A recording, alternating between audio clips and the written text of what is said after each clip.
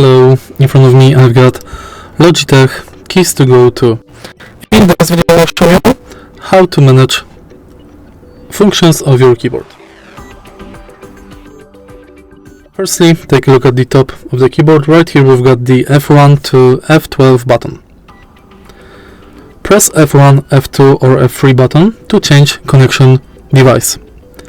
Press F4, F5 to change brightness level of the screen. Press F6 to go to desktop pages. Press F7 to enter emojis. Press F9 to take screenshot. Press F9 to play pause, F10 to mute the PC, F11 to decrease volume, and F12 to increase volume.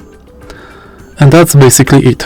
If you find this video helpful, please leave like, comment and subscribe.